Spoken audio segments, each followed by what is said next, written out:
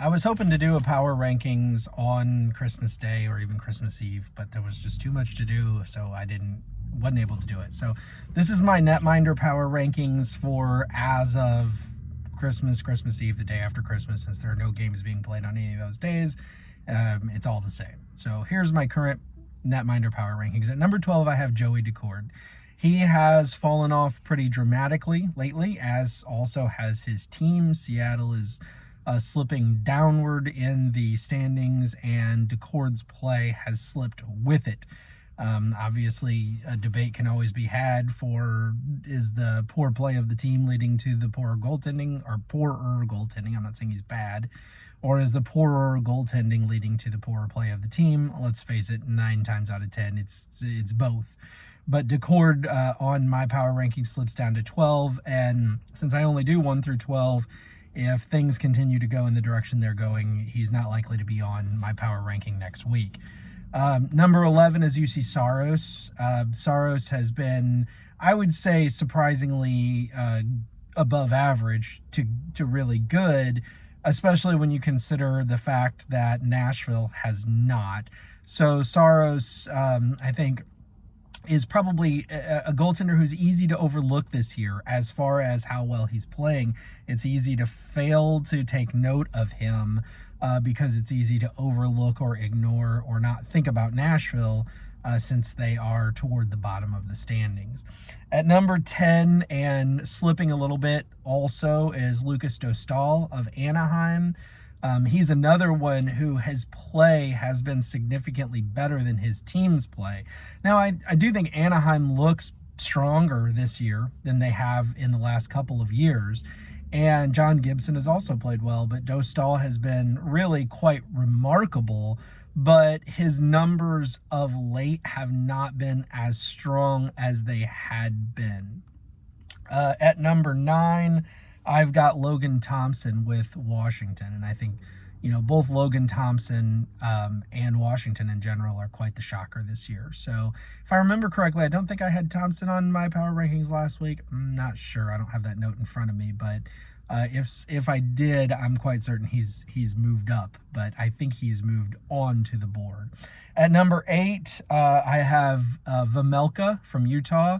Vejmelka is another one that I think is quite the surprise this year at just how good he's been, how good his numbers have been. And Utah is looking like a potential dark horse for a playoff spot in the West. So I'm rooting for them. I'm not from Utah, but I'd like to see them do well. I do feel bad for the people of Arizona if their team, leaves and immediately begins to turn it around. But I guess that's just how it goes. At, number 7, I've got Shesterkin. Now, I think that I was undervaluing Shesterkin on my previous couple of power rankings, and so I've moved him up.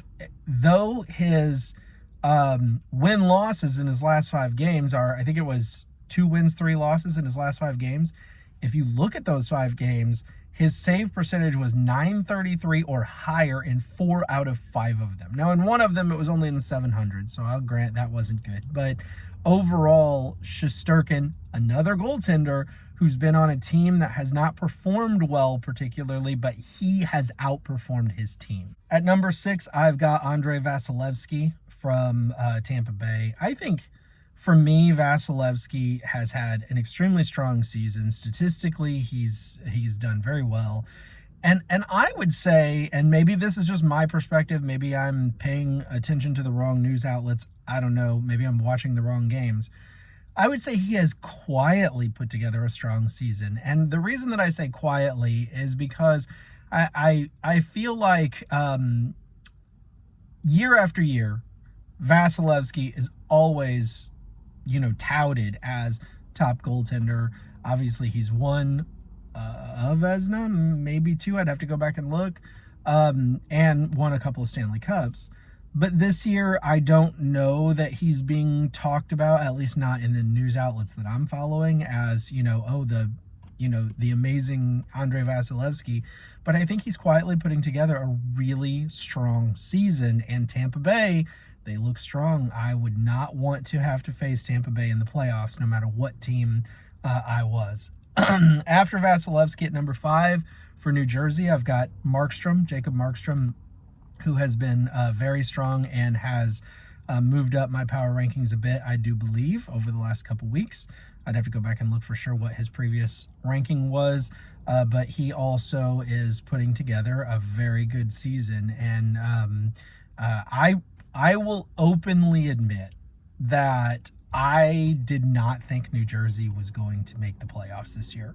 I don't know why. I just wasn't a believer. I don't hate New Jersey. I'm not an anti-New Jersey Devils person. But for whatever reason, I just wasn't a believer. I did not think that they would be all that strong this year.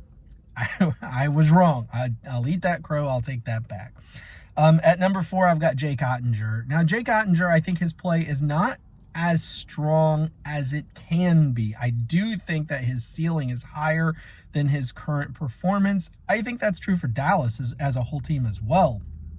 Nonetheless, Dallas has remained relatively strong. Obviously, they're still well into a playoff spot, and Ottinger has been a very strong link on that team.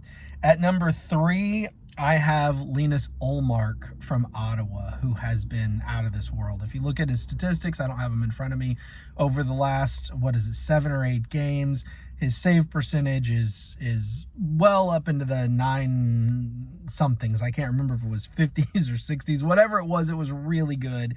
And he has, I don't want to say he's put Ottawa on his back, because they have a good team. It's not like it's all just been Linus Ullmark that they, being the reason that they've had so much success lately. But he has certainly played a crucial part to that. And it's looking like Ottawa made an extremely wise move in securing him. At number 2, I have Philip Gustafsson of Minnesota. Now, I will say, Gustafsson was number 2 on my power rankings last week. He was injured since, and he's only played 1 game. And that game was fine. It wasn't superb. It wasn't horrible. It was fine. So I'll be interested to see if Gustafsson can regain the form that he had before his short injury. It's not like it was a very long injury. And I think he's quite the story. I think it's been really fascinating. I like seeing Minnesota do well. I'm not from Minnesota. I'm not saying they're my favorite team, but I like seeing teams do well that don't have a history of postseason success. And I like to see goaltenders do well. I like to see them all do well. I don't like to see goaltenders get shelled. Every once in a while, there will be a goaltender that there's just something about his off-ice attitude that rubs me the wrong way, and I really don't like him. Generally speaking, I don't like to root against goaltenders. So I'm happy for Gustafsson that he has had this amazing season. I hope he's able to keep it up. I hope the injury doesn't derail it. I hope Minnesota's able to get back on track. I know they've slipped a little lately. I would be thrilled to see Minnesota, not only make the playoffs, but make a push.